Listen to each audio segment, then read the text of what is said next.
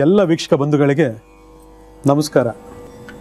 8/17/26 ಶನಿವಾರ ದಿವಸ ಯಾರು ಹುಟ್ಟಿರ್ತೀರ ಇವರೆಲ್ಲ ಭಾಳ ವಿಶೇಷವಾಗಿ ಜಾಗೃತಿಯನ್ನು ಮೂಡಿಸ್ಕೋಬೇಕು. ಯಾಕಂದರೆ ಈ ತಾರೀಕಲ್ಲಿ ನಾವು ಜನನ ಆಗ್ತಾ ಇದ್ದೀವಿ ಅಂದ ತಕ್ಷಣ ಎದುರುಕೊಳ್ತಕ್ಕಂಥ ಅವಶ್ಯಕತೆ ಇಲ್ಲ. ಈ ಸಾಲವನ್ನು ನಾವು ತೀರಿಸಬೇಕು. ಯಾವ ಸಾಲವನ್ನು? ಕರ್ಮಫಲದ ಸಾಲವನ್ನು ನಾವು ಈ ಜನ್ಮದಲ್ಲಿ ತೀರಿಸಬೇಕು. ಅದಕ್ಕೆ ಭಗವಂತ ನಮಗೆ ನೇರವಾಗಿ ತನ್ನ ಒಂದು ಗ್ರಹಗಳ ಪ್ರಭಾವದಲ್ಲಿ ನಮಗೆ ಜನ್ಮವನ್ನು ಕೊಡ್ತಾನೆ. ತಾಯಿ ಜನ್ಮವನ್ನು ಕೊಡ್ತಾಳೆ, ಅದು ದೈಹಿಕವಾಗಿ. ಆದರೆ ಗ್ರಹಸ್ಥಿತಿ ಮುಖಾಂತರ ಜೀವ ಕೊಡ್ತಕ್ಕಂಥನು ಶನಿದೇವ ಭಗವಾನ್. ಅಲ್ಲಿಗೆ ಶನಿ ಭಗವಾನ್ ನಿಮಗೆ ಈ ಜೀವನ ಕೊಡ್ತಾನೆ ಅಂತಂದಾಗ ಅದು ಪಾಸಿಟಿವ್ ಆಗಿರ್ಬೋದು, ನೆಗೆಟಿವ್ ಆಗಿರ್ಬೋದು. ಕರ್ಮದಲ್ಲಿ 2 ಭಾಗಗಳು, ಒಂದು ಪುಣ್ಯಕರ್ಮ, ಒಂದು ಪಾಪಕರ್ಮ. ನಿಮ್ಮ ಸಂಖ್ಯೆ ಪಾಪಕರ್ಮವಾಗಿದೆಯಾ ಪುಣ್ಯಕರ್ಮವಾಗಿದೆ ಅಂತಕ್ಕಂಥದ್ದನ್ನ ಜಾತಕ ನಿಮಗೆ ಭಾಳ ಸ್ಪಷ್ಟವಾಗಿ ಹೇಳ್ತದೆ. ಆದರೆ ಅದು ತಿಳ್ಕೊಳ್ತಕ್ಕಂಥ ವ್ಯವಧಾನ ನಮ್ಮಲ್ಲಿ ಯಾರಿಗೂ ಇಲ್ಲ. ನಮ್ಮಲ್ಲಿ 7.5 ಬಂದಾಗ ಶನಿಯ ನೀಚ ಪ್ರಭಾವಗಳ ಅನುಭವ ಆದಾಗ ಓಹೋ ಇಂಥ ಕಷ್ಟ ಯಾರಿಗೂ ಬರಬಾರ್ದಪ್ಪ, ಇಂಥ ರೋಗ ಯಾರಿಗೂ ಬರಬಾರ್ದಪ್ಪ ಅಂತ ನಾವು ಆಗಾಗ ಪಶ್ಚಾತ್ತಾಪ ಪಡೋದನ್ನು ನೋಡ್ತೀವಿ ಸಮಾಜದಲ್ಲಿ. ಆದರೆ ಡೈರೆಕ್ಟಾಗಿ 8/17/26 ಈ ತಾರೀಕಲ್ಲಿ ಬರ್ತಾಯಿತ್ತು ಅಂದರೆ ಬರೀ ರೋಗ ರುಜಿನ ಕೊಡೋದಲ್ಲ, ಮಾನಸಿಕ ದೈಹಿಕವಾದ ಕಷ್ಟಗಳನ್ನು, ಸಾಮಾಜಿಕ ಕಷ್ಟಗಳನ್ನು, ಕುಟುಂಬ ಕಷ್ಟಗಳನ್ನು, ಹಲವಾರು ಪಾಪಕೃತ್ಯಗಳನ್ನು ಮಾಡಿಸೋದ ಮುಖಾಂತರ ಅವನು ನಮ್ಮನ್ನು ಭಾಳ ಕೀಳು ಮಟ್ಟಕ್ಕೆ ತಗೊಂಡು ಹೋಗ್ತಾನೆ. ಯಾಕಂದರೆ ಅದು ಶಿಕ್ಷೆ ಆಗಿರುತ್ತದೆ. ಆದರೆ ಅದನ್ನು ಅನುಭವಿಸೋದಕ್ಕೆ ಯಾರೂ ರೆಡಿ ಇಲ್ಲ. ಆದರೆ ನಾವು ಕಾಯಿಲೆಗಳ ಕುರಿತಾಗಿ ಮಾತಾಡಬೇಕು ಅಂದಾಗ ಈ DNA ಅಸ್ಟ್ರಾಲಜಿನಲ್ಲಿ ಶನಿ ಪ್ರಕೃತಿ ತಗೊಂಡಾಗ ಶನಿಯ ಪ್ರಕೃತಿ ಬಂದು ವಾತ ಪ್ರಕೃತಿ, ವಾಯು ಅಂತ ಹೇಳ್ತೀವಿ. ವಾಯು ಪ್ರಕೃತಿ ಬಂದು ಶನಿ ಭಗವಾನ್. ನೋಡಿ, ಎಲ್ಲದಕ್ಕೂ ಒಂದಕ್ಕೊಂದು ರಿಲೇಟೆಡ್ ಇದ್ದೇ ಇರ್ತದೆ, ಯಾವುದು ಚೇಂಜಸ್ ಆಗೋದೇ ಇಲ್ಲ. ಈ ವಾಯು ಪ್ರಕೃತಿಯ ಜೊತೆಗೆ ವಿಶೇಷವಾಗಿ ಕಫ ಪ್ರಕೃತಿ ಅಂದರೆ ಇದು 1% ಇಷ್ಟು ಪರ್ಸೆಂಟೇಜ್ ಇರ್ತದೆ. ಆದರೆ ಪರಿಪೂರ್ಣವಾದ ಪರ್ಸೆಂಟೇಜ್ ಅಂದರೆ ಅದು ವಾತ ಪ್ರಕೃತಿ. ಅದಕ್ಕೆ ವಾತ ಅಂದರೆ ವಾಯು.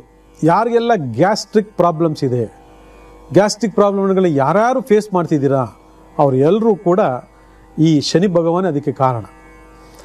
ಯಾರ್ಯಾರು ಮೂಲ ವ್ಯಾಧಿ, ಪೈಲ್ಸು, ಫಿಶರ್ ಅಂತೇಳಿ ಯಾರ್ಯಾರು ಫೇಸ್ ಮಾಡ್ತಿದ್ದೀರಾ ಅದಕ್ಕೆಲ್ಲ ಮೂಲ ಕಾರಣ ಅವನೇ.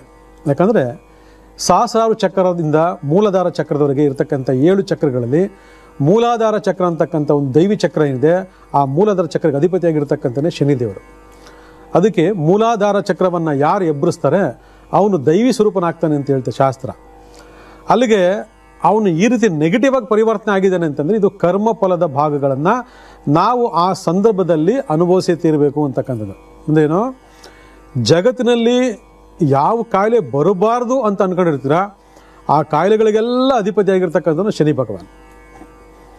ಈಗ ಸೂರ್ಯ, ಚಂದ್ರ, ಗುರು ಬಂದರೆ ಇವ್ರದ್ದು ತಡ್ಕೋಬೋದು, ನಾವು ಆರಾಮಾಗಿ ತಡ್ಕೋಬೋದು.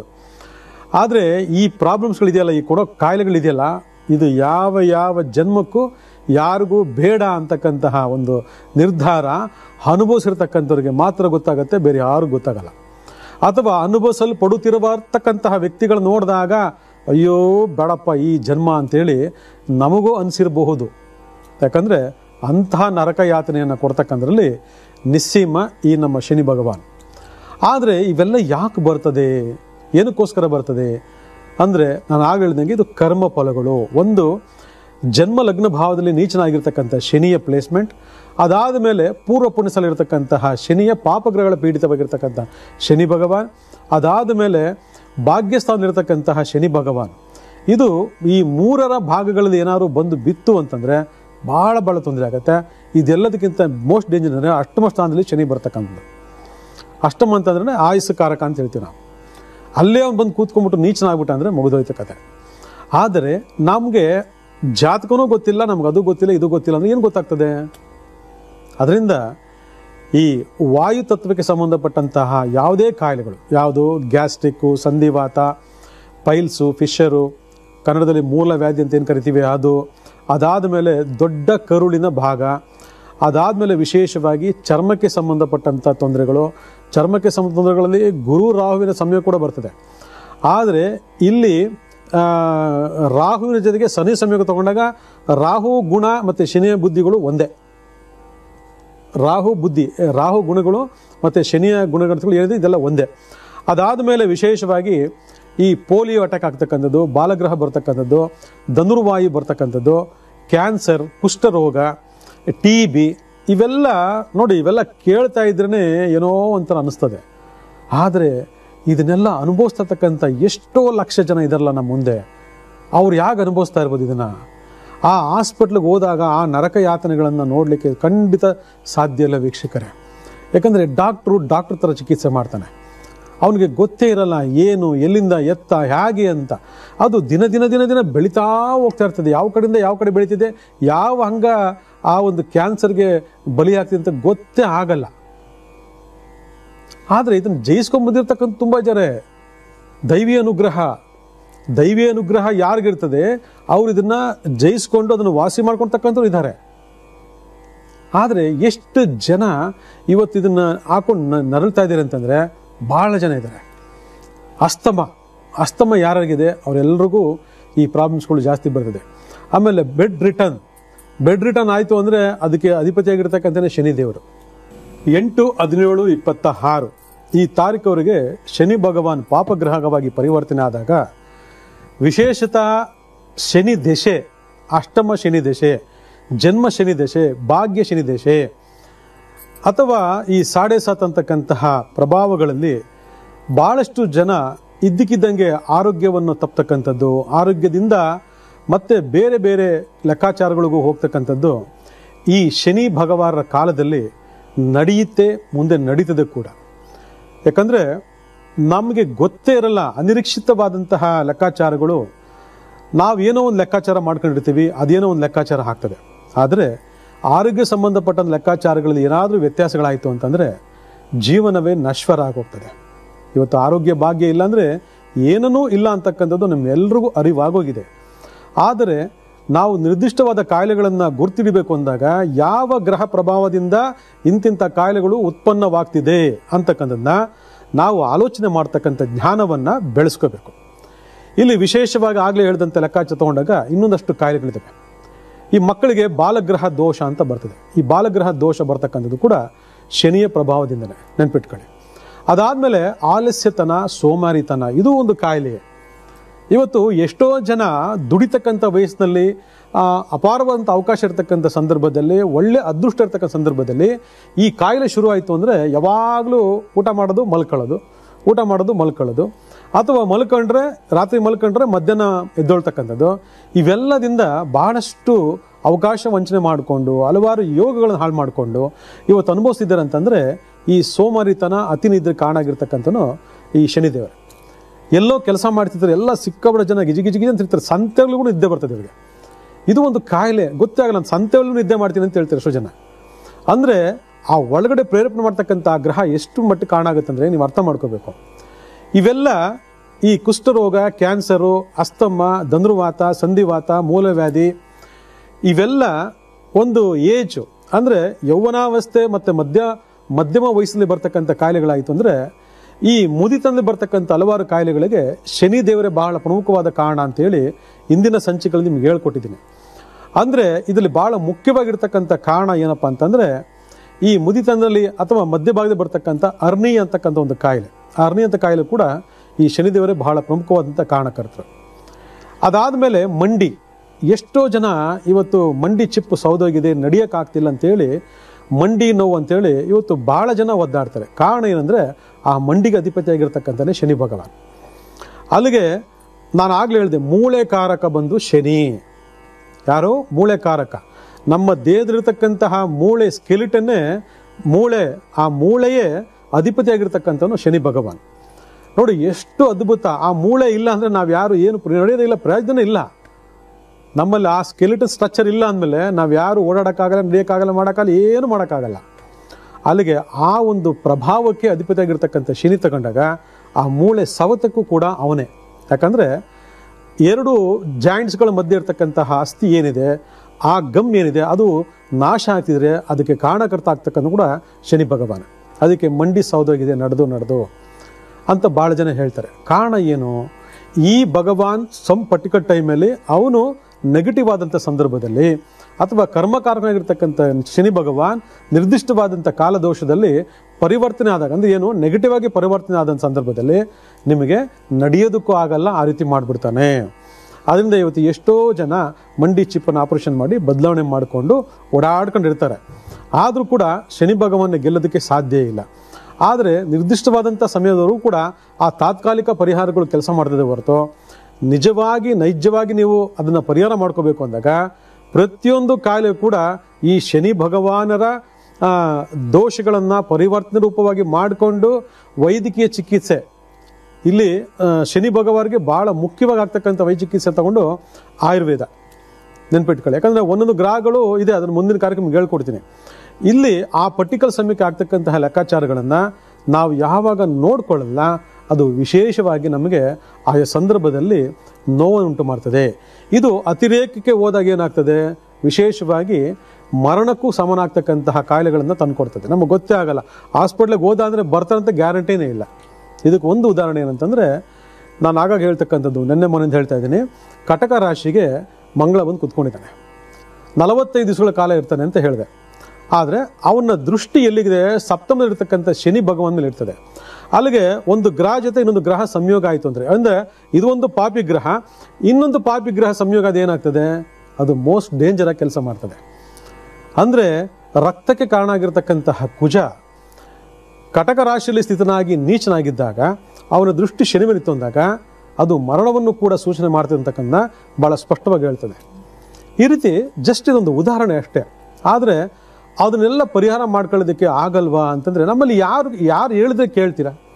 ಇವತ್ತು ನಾವು ಹೇಳ್ತಾ ಇದ್ದೀವಿ, ಹೌದಾ ಎಲ್ಲ ಟಿಕ್ ಮಾಡಿ ಬರ್ಕೊಂತೀರಾ, ಮುಚ್ಚಿಕ್ಬಿಟ್ಟು ಸುಮ್ಮ ಕೂತಿರ್ತೀರ. ಯಾವಾಗ ಅದ ಗಂಭೀರತೆ ಸ್ವರೂಪ ಪಡ್ಕೊಂಡಾಗ ಅವಾಗ ನೋಡೋಣ ಅಂತ ಅವಾಗ ಜಾತಕ ತೆಗಿತೀರಾ, ಅವಾಗ ಜಾತಕ ಬರ್ಸೋಕೆ ಹೋಗ್ತೀರಾ. ಯಾರೋ ಈ ಅರ್ಧಂಬರ್ಧ ಇರೋ ಸಿಗ್ತಾರೆ, ಎಲ್ಲ ಸೂಪರ್ ಆಗಿದೆ, ಚೆನ್ನಾಗಿದೆ, ಹೋಗಿ ರಾಜ್ಯ ಅಂತ ಕಳಿಸ್ಬಿಡ್ತಾರೆ. ಪಾಪ ನಿಮಗೆ ಗೊತ್ತಾಗಲ್ಲ, ಇದನ್ನು ಸಿಕ್ಕಾಕೊಂಡು ನರಳ್ತಾ ಇರ್ತೀರ. ಇವೆಲ್ಲ ಗಂಭೀರವಾಗಿ ತಗೊಳ್ಳಿ. ಯಾಕಂದರೆ ಮಾನವ ಜನ್ಮ ಭಾಳ ಶ್ರೇಷ್ಠವಾದಂಥ ಜನ್ಮ. ಎಲ್ಲ ಪ್ರಾಣಿ ಪಕ್ಷಿಗಳ ಕ್ರಿಮಿಕೀಟಗಳ ವೈರಸ್ಗಳಿಗಿಂತ ಶ್ರೇಷ್ಠವಾದ ಜನ್ಮ ಮನುಷ್ಯ ಜನ್ಮ. ಇಲ್ಲಿ ಆ ಹಳೆಯ ಕರ್ಮಫಲದ ಸಾಲವನ್ನು ತೀರಿಸೋದಕ್ಕೋಸ್ಕರ ನಮಗೆ ಮನುಷ್ಯ ಜನ್ಮ ಕೊಟ್ಟು ಈ ಮನುಷ್ಯ ಜನ್ಮವನ್ನು ಸಾರ್ಥಕಪಡಿಸ್ಕೊಳ್ಳೋದಕ್ಕೆ ಹಲವಾರು ಅವಕಾಶಗಳನ್ನು ಭಗವಂತ ನಮಗೆ ಕೊಟ್ಟಿದ್ದಾನೆ. ಆದರೆ ಪೂರ್ವಾಯಿತ ಕರ್ಮಫಲಗಳೇ ಈ ಮನುಷ್ಯ ಜನ್ಮ ಕಾಡ್ತಿದೆ ಅಂತಂದರೆ ಇವತ್ತು ಎಷ್ಟು ಜನ ಹುಟ್ಟದಾಗಿಂದ ಸಾಯೋವರೆಗೂ ಕಾಯಿಲೆ ಕಾಯಿಲೆ ಕಾಯಿಲೆ ಕಾಯಿಲೆ, ದೀರ್ಘಾವಧಿ ಕಾಯಿಲೆಗಳು, ಏನದ್ರಿಗೆ ಎಂಡ್ಲೆಸ್ ದೀರ್ಘಾವಧಿ ಕಾಯಿಲೆಗಳು. ಎಷ್ಟು ಜನ ಇಲ್ಲ ಹೇಳಿ ನೋಡೋಣ. ಇನ್ನೇನು ಅನುಭವಿಸ್ಬೇಕು, ಎಲ್ಲ ನೋಡಬೇಕು ಅನ್ನೋಷ್ಟಲ್ಲ ಅವನಿಗೇನೋ ಒಂದು ಕಾಯಿಲೆ ಬಂದು ಬೆಡ್ ರಿಟರ್ನ್ ಆಗಿಬಿಡ್ತಾನೆ. ಅದೊಂದು ಅಷ್ಟು ವರ್ಷಗಳ ಕಾಲ, 15 ವರ್ಷ 20 ವರ್ಷ ಎಷ್ಟೋ ಜನ ಈ ಸಾಯಬಾರ್ದ ಅಂತಕ್ಕ ಲೆಕ್ಕಾಚಾರದಲ್ಲಿ ಯೋಚನೆ ಮಾಡ್ತಿರ್ತಾರೆ. ಮನೆಯವರೇ ಪ್ರೀತಿ ಮಾಡ್ತಕ್ಕಂಥ ಮನೆಯವರೇ ಅದನ್ನ ನೋಡೋಕ್ಕಾಗದೆ ಇವನು ಬೇಗ ಸಾಯೋದ್ರೂ ಬಾರ್ದ ಇವನು ಅಂತ ಕೂಡ ಹೇಳ್ತಾರೆ. ಅಂದರೆ ಆ ಮಟ್ಟಕ್ಕೆ ಆ ಮನಸ್ಥಿತಿಗಳನ್ನು ಪರಿವರ್ತನೆ ಮಾಡಿ ಅಲ್ಲಿ ದುಃಖವನ್ನು ತಂದುಕೊಡ್ದೆ ಅಂದರೆ ಆ ದುಃಖ ಆ ದೀರ್ಘಾವಧಿ ರೋಗಕ್ಕೆ ಕಾರಣಕರ್ತ ಆಗಿರ್ತಕ್ಕಂಥ ಯಾರು, ಶನಿ ಭಗವಾನ್. ಅದರಿಂದ ಇವೆಲ್ಲ ನೋಡ್ಕೋಬೇಕು. ಎಸ್ಪೆಷಲಿಗೆ ಈ ಶನಿ ಭಗವಾನ್ ಸಂಬಂಧಪಟ್ಟ ಇನ್ನೊಂದು ವಿಚಾರ ಅಂತಂದರೆ, ಯಾರಿಗೂ ಏನೇ ವ್ಯತ್ಯಾಸ ಆದರೂ ಕೂಡ ಯಾವುದೇ ಕಾರಣಕ್ಕೂ ಶನಿವಾರ ದಿವಸ ಹಾಸ್ಪಿಟ್ಲಿಗಾಗಲಿ ಕ್ಲಿನಿಕ್ ಆಗಲಿ ಹೋಗಬಾರ್ದು. ನೆನ್ಪಿಟ್ಕೊಳ್ಳಿ.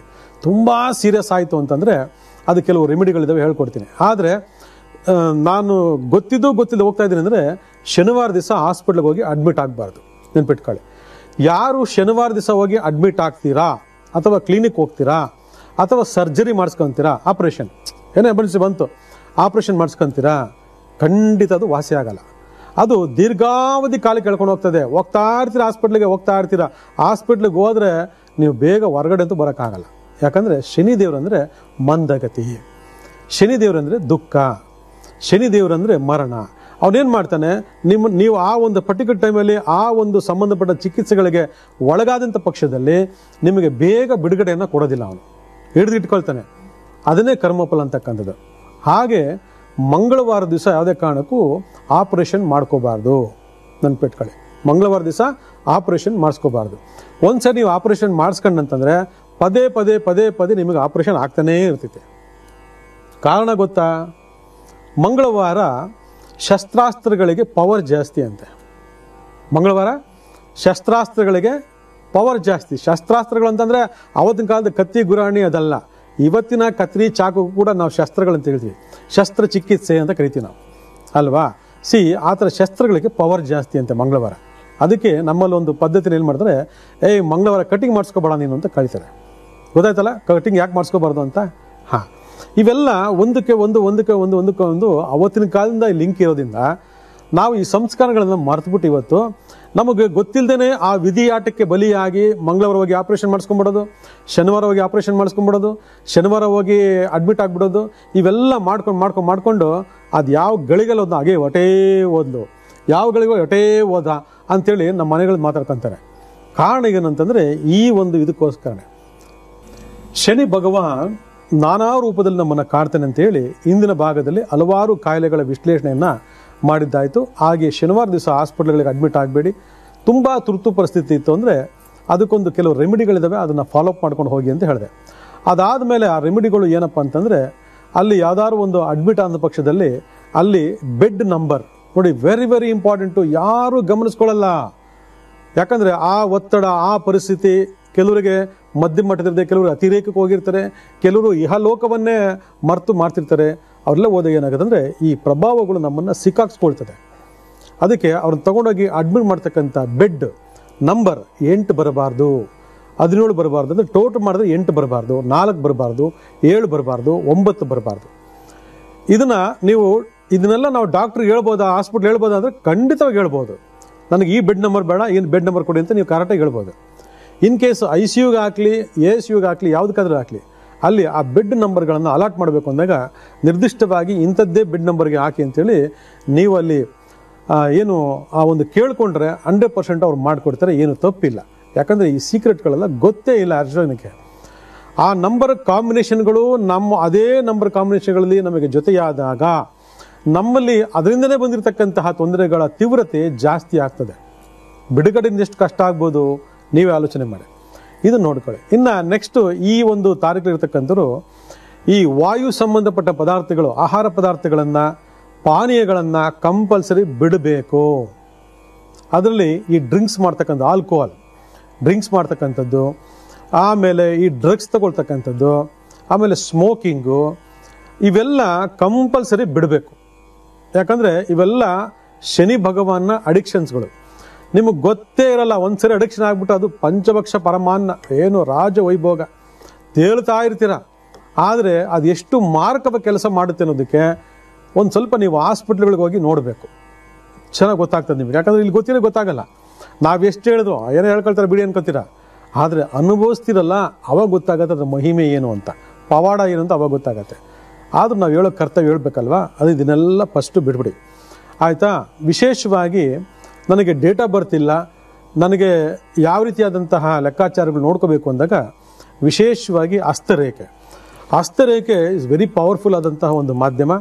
ಇಲ್ಲಿ ಬರ್ತಕ್ಕಂಥ ಲೆಕ್ಕಾಚಾರ ತಗೊಂಡಾಗ ನೋಡಿ, ಈ 5 ಬೆರಳುಗಳಲ್ಲಿ ಶುಕ್ರ, ಗುರು, ಶನಿ, ಸೂರ್ಯ ಮತ್ತು ಬುಧ. ಶನಿ ಭಗವಾನ್ ಬಗ್ಗೆ ನಾವು ಮಾತಾಡ್ತಾ ಇದ್ದೀವಿ ನೋಡಿ. ಎಲ್ಲ ಬೆರಳುಗಳಿಂದ ಅತಿ ಎತ್ತರವಾಗಿರೋನು ಯಾರು? ಒಂದ್ಸರಿ ಹಿಡಿದು ನೋಡ್ಕೊಳ್ಳಿ, ಎಷ್ಟು ಜನ ಗೊತ್ತಿಲ್ಲ. ಹೌದಾ, ಈ ಬೆರಳು ಎತ್ತರವಾಗಿದೆಯಾ ಅಂತೀರ. ಅಂದ ಅರ್ಥ ಏನು? ಎಲ್ಲ ಗ್ರಹಗಳಿಗಿಂತ ಪವರ್ಫುಲ್ ಆಗಿರೋ ನಾನೇ ಈ ಕಲಿಯುಗದಲ್ಲಿ, ಐ ಆಮ್ ದ ಲೀಡರ್ ಅಂತಾನೆ. ಯಾರು? ಈ ಶನಿ ಭಗವಾನ್. ಆ ಶನಿ ಭಗವಾನ್ ಪರ್ವ ತಗೊಂಡಾಗ ಯಾವುದಾದ್ರೂ ರೋಗ ರುಜಿನಗಳು ಬಂದ ಸಂದರ್ಭದಲ್ಲಿ ನೋಡಿ, ಇಲ್ಲಿ ಒಂದು ಕ್ರಾಸ್ ಮಾರ್ಕ್ ತೋರಿಸ್ತಾ ಇದ್ದೀನಿ. ಕೆಲವರಿಗೆ ಸಣ್ಣದಾಗಿರ್ತೈತೆ, ಕೆಲವರಿಗೆ ಸ್ವಲ್ಪ ಡಾರ್ಕ್ ಕಲರ್ ಇರ್ತದೆ, ಕೆಲವರಿಗೆ ತುಂಬ ತಿಕ್ಕಾಗಿರ್ತೈತೆ. ಈ ಲೈನ್ಸ್ ಹಿಂಗೇನು ಕ್ರಾಸ್ ಆಗಿದ್ರೆ ಇದು ಶನಿಯ ದೋಷ, ಅಂದರೆ ಪೂರ್ವಾಜಿತ ಕರ್ಮದಿಂದ ಬಂದಿರತಕ್ಕಂಥ ದೋಷ ಅಂತೇಳಿ ಭಾಳ ಸ್ಪಷ್ಟವಾಗಿ ಹೇಳ್ತದೆ. ಇದೇನು ಇತ್ತು ಅಂತಂದರೆ 100% ನೀವು ಈ ಗ್ಯಾಸ್ಟ್ರಿಕ್ಕು, ಮೂಲವ್ಯಾಧಿ, ದೊಡ್ಡ ಕರುಳಿನ ಸಮಸ್ಯೆಗಳು ಇದನ್ನೆಲ್ಲ ನರಳ್ತಾ ಇರ್ತೀರ. ಚೆಕ್ ಮಾಡ್ಕೊಳ್ಬೇಕಂದ್ರೆ ಕರೆಕ್ಟ್ ಟೈಮ್ ತಿನ್ನಿ, ಕರೆಕ್ಟ್ ಟೈಮ್ ಊಟ ಮಾಡಿ, ಎಲ್ಲ ಫಸ್ಟ್ ಕ್ಲಾಸೇ ನೋಡ್ಕೊಳ್ಳಿ. ಆದರೂ ನೀವು ಇಂಥ ಪ್ರಾಬ್ಲಮ್ಗಳನ್ನ ಫೇಸ್ ಮಾಡ್ತಾನೆ ಇರ್ತೀರ. ಫೈಲ್ಸ್ ಬಂದಾಗೆಲ್ಲ ಹೋಗೋದು, ಆಪ್ರೇಷನ್ ಮಾಡಿಸ್ಕೊಳ್ಳೋದು, ಬರೋದು. ಎಷ್ಟು ಸರಿ ಮಾಡಿಸ್ಕೊಂತೀರ ಆಪ್ರೇಷನ್ ಇಲ್ಲಿ ಮಾಡಿ ಆಪ್ರೇಷನ್ ಒಂದು ಸರಿ ಟ್ರೀಟ್ಮೆಂಟ್ ತೊಗೊಂಡ್ರೆ ಸಾಕು. ಇಲ್ಲಿ ಆಪ್ರೇಷನ್ ಮಾಡಿಬಿಟ್ರೆ ಮತ್ತೆ ನಿಮ್ಗೆ ಆ ಕಾಯಿಲೆ ಬರೋಲ್ಲ. ಎಷ್ಟು ಜನ ಗೊತ್ತಿದೆಲ್ಲ. ಇದನ್ನು ಹೇಳಿದ್ರೆ ಡಾಕ್ಟ್ರು ಆಗಲಿ ಇವರೆಲ್ಲ ನಗ್ಬಿಡ್ತಾರೆ, ಓ ಶನಿದೇವರು ಫೈಲ್ಸಿಗೆ ಕಾರಣ ಅಂತ. ಚೆಕ್ ಮಾಡ್ಕೊಳ್ಬೇಕಂದ್ರೆ ಒಂದು ಈ ಭಾಗದಲ್ಲಿ 8 ಮಾರ್ಕ್ ಬರಬಾರ್ದು. ಶನಿ ಪರ್ವದ ಮಧ್ಯಭಾಗದಲ್ಲಿ 8 ಮಾರ್ಕ್ ಬರಬಾರ್ದು. 8 ಮಾರ್ಕ್ ಬಂತು ಅಂದರೆ ಮಾನಸಿಕ ಕಾಯಿಲೆ, ಸೆನ್ಸಿಟಿವ್ ಮೈಂಡ್, ಸಣ್ಣ ವಿಷಯಗಳಿಗೆ ಕೋಪ ಮಾಡ್ಕೊಂಡ್ಬಿಡೋದು, ಸಣ್ಣ ವಿಷಯಗಳಿಗೂ ನಾನು ಸತ್ತೋಗ್ಬಿಡ್ತೀನಿ, ನಾನು ಹೋಗ್ಬಿಡ್ತೀನಿ, ನನಗೆ ಜೀವನನೇ ಬೇಡ ಅಂತಕ್ಕಂಥದ್ದು, ವಿರಕ್ತಿ ಉಂಟಾಗ್ತಕ್ಕಂಥದ್ದು, ವಿರಸ ಉಂಟಾಗ್ತಕ್ಕಂಥದ್ದು, ಬೇಜಾರು ಉಂಟಾಗ್ತಕ್ಕಂಥದ್ದು, ಇವೆಲ್ಲ ಇದು ದೊಡ್ಡ ಕಾಯಿಲೆಗಳಿವೆಲ್ಲ. ಆದರೆ ಇನ್ನೊಂದು ಗಂಭೀರವಾದ ಒಂದು ಚಿಹ್ನೆ ಹೇಳ್ತೀನಿ, ಗಾಬರಿ ಆಗೋದು ಬೇಡ. ಈ ಒಂದು ಭಾಗದಲ್ಲಿ ಏನಾದರೂ ಕಪ್ಪು ಚುಕ್ಕಿ ಬಂತು ಅಂದರೆ ಜಾಗೃತಿಯಾಗಿ, ಅದು ಏನಾಗುತ್ತೆ ಅಂತ ಹೇಳೋದು ಬೇಡ ನಾನು. ಆ ಕಪ್ಪು ಚುಕ್ಕಿ ಯಾರ್ದಾದ್ರು ಮಧ್ಯಭಾಗದಲ್ಲಿ ಬಂತು ಅಂದರೆ ಆದಷ್ಟು ಬೇಗ ಅದು ಜಾಗೃತಿ ತಗೊಂಡು ಚಿಕಿತ್ಸೆ ಮಾಡ್ಕೊಳ್ಳಿ. ಖಂಡಿತವಾಗಿ ಎಲ್ಲ ರೀತಿಯ ಪರಿಹಾರಗಳಾಗ್ತದೆ. ಹಾಗೆಯೇ ಈ ಮಧ್ಯ ಬೆರಳು ಉಗುರಿನ ಮೇಲೆ ಕೂಡ ಕೆಲವೊಂದು ಚಿಹ್ನೆಗಳು ಮೇರ್ಪಟ್ಟಾಗ ವಿಶೇಷವಾದಂತಹ ರೋಗ ಬಾಧೆಗಳಿದೆ ಅಂತೇಳಿ ಇವತ್ತು ವೈದ್ಯಕೀಯ ಚಿಕಿತ್ಸಕರು ಕೂಡ ಭಾಳ ಸ್ಪಷ್ಟವಾಗಿ ಹೇಳ್ತಾರೆ. ಅದರಲ್ಲಿ ಹಸ್ತರೇಖಾ ಶಾಸ್ತ್ರಚಕ ತಗೊಂಡಾಗ ಈ ಭಾಗದಲ್ಲಿ ಈ ಬ್ಲ್ಯಾಕ್ ಕಪ್ಪು ಮಾರ್ಕ್ ಬರಬಾರ್ದು, ಉಗುರಿನ ಮಧ್ಯಭಾಗದಲ್ಲಿ ಕಪ್ಪು ಮಾರ್ಕ್ ಬರಬಾರ್ದು, ಹಳದಿ ಭಾಗ ಬರಬಾರ್ದು, ಬ್ರೌನ್ ಕಲರ್ ಡಾರ್ಕ್ ಆಗಿರುತ್ತೆ ಅದು ಬರಬಾರ್ದಿಲ್ಲ. ಇದು ಬಂತು ಅಂದರೆ ಇದು ರೋಗ ಬರ್ತಕ್ಕಂತಹ ಚಿಹ್ನೆಗಳು, ಅಂದರೆ ಸೂಚನೆಗಳು ಅಂತೇಳಿ ಭಾಳ ಸ್ಪಷ್ಟವಾಗಿ ಹೇಳ್ತದೆ. ಅಂದರೆ ಇವತ್ತು ವೈದ್ಯಕೀಯ ಚಿಕಿತ್ಸೆಯಲ್ಲೂ ಕೂಡ ಹಸ್ತರೇಖೆಯನ್ನು ನೋಡ್ಕೊಂಡು ತೀರ್ಮಾನ ಮಾಡ್ತಕ್ಕಂಥ ಹಲವಾರು ವಿದ್ಯೆಗಳನ್ನು ಇವತ್ತು ಕಲಿತಾ ಇದ್ದಾರೆ. ಅಂತಂದರೆ ಹಸ್ತರೇಖೆ ಮಹಾತ್ಮ ಇವತ್ತಿನ ಕಾಲದಲ್ಲ ಪುರಾಣ ಪುಣ್ಯಕತೆ ಮುಂದಿರ್ತಕ್ಕಂಥದ್ದು. ಅಲ್ಲಿಗೆ ನಮ್ಮ ಎಲ್ಲ ರೀತಿಯಾಗಿರ್ತಕ್ಕಂತಹ ಭವಿಷ್ಯ, ಅದರಲ್ಲೂ ಆರೋಗ್ಯ ಭಾಗ್ಯವನ್ನು ನಮ್ಮ ಅಂಗೈ ಕನ್ನಡಿ ಹೇಳುತ್ತೆ ಅಂತಂದರೆ ನೀವು ಯಾಕೆ ನೋಡ್ಕೋಬಾರ್ದು? ಡೇಟ್ ಆಫ್ ಬರ್ತ್ ಇಲ್ಲ, ಅದಿಲ್ಲ ಇದಿಲ್ಲ ಅಂತೇಳಿ ಯಾಮಾರ್ಬಿಡೋದಲ್ಲ, ಮೋಸ ಹೋಗೋದಲ್ಲ. ನಾಳೆ ದಿವಸ ಏನಾದ್ರು ತೊಂದರೆಗಳಾಯಿತು, ದೀರ್ಘಾವಧಿ ತೊಂದರೆಗಳಾಯಿತು ಅಂದರೆ ಯಾರು ಬಂದು ನಿಮ್ಮನ್ನು ಸೇವ್ ಮಾಡೋದಿಲ್ಲ. ಸಾಕಷ್ಟು ದುಡ್ಡಿರ್ಬೋದು ನಿಮ್ಮ ಹತ್ರ, ಸಾಕಷ್ಟು ಅವಕಾಶಗಳಿರ್ಬೋದು, ಸಾಕಷ್ಟು ಇನ್ಫ್ಲುಯೆನ್ಸ್ ಇರ್ಬೋದು, ಆದರೆ ರೋಗ ಅನುಭವಿಸೋರು ಯಾರು? ಇನ್ಫ್ಲುಯೆನ್ಸಿಂದ ರೋಗ ಕಮ್ಮಿ ಆಗ್ಬಿಡ್ತದಾ? ದುಡ್ಡಿಂದ ರೋಗ ಕಮ್ಮಿ ಆಗ್ಬಿಡ್ತದಾ? ಚಿನ್ನ ಬಂಗಾರ ವಜ್ರ ವೈಡೂರುಗಳು ನಿಮ್ಮದು ಯಥೇಚ್ಛವಾಗಿದ್ದರೆ ನಿಮ್ಮ ರೋಗ ಕಮ್ಮಿ ಆಗ್ಬಿಡ್ತದಾ? ಖಂಡಿತ ಇಲ್ಲ. ಆದರೆ ನಿಗದಿತವಾಗಿ ಇಂತಿಷ್ಟು ದಿನ ಅನುಭವಿಸ್ಬೇಕು ಅಂದಿರೋ ಅನುಭವಿಸೇ ತೀರಬೇಕು. ಅದು ಆಗಬಾರ್ದು ಅಂತಂದರೆ ನಾವು ಈ ಒಂದು ಕಾಯಿಲೆ ಕಸಾಲೆಗಳು ಏನಿದ್ದಾವೆ, ರೋಗ ಬಾಧೆಗಳೇನಿದ್ದಾವೆ, ಅದು ಯಾವ ಯಾವ ಭಾವಗಳಿಂದ ಉತ್ಪನ್ನ ಆಗ್ತಿದೆ, ಯಾವ ಒಂದು ದಶಕಾಲದಲ್ಲಿ ಉತ್ಪನ್ನ ಆಗಬಹುದು ಅನ್ನೋದನ್ನು ಜಾತಕ ಭಾಳ ಸ್ಪಷ್ಟವಾಗಿ ಹೇಳ್ತದೆ. ಅದರಿಂದ ವಿಶೇಷವಾಗಿ ದಾನ ಧರ್ಮ ಪೂಜೆ ಪುನಸ್ಕಾರಗಳೇ ಈ ಶನಿದೇವರಿಗೆ ಬಹಳ ಮಹತ್ತರವಾಗಿರ್ತಕ್ಕಂತಹ ಪರಿಹಾರ ಕ್ರಿಯೆಗಳು. ಮಹಾಮೃತ್ಯುಂಜಯ ಮತ್ತು ಹನುಮಾನ್ ಚಾಲೀಸು ಬಹಳ ಅದ್ಭುತವಾಗಿರ್ತಕ್ಕಂತಹ ಪರಿಹಾರಗಳು ಈ ಶನಿ ಭಗವಾನಿಗೆ ಸೂಕ್ತವಾಗಿರ್ತಕ್ಕಂಥದ್ದು.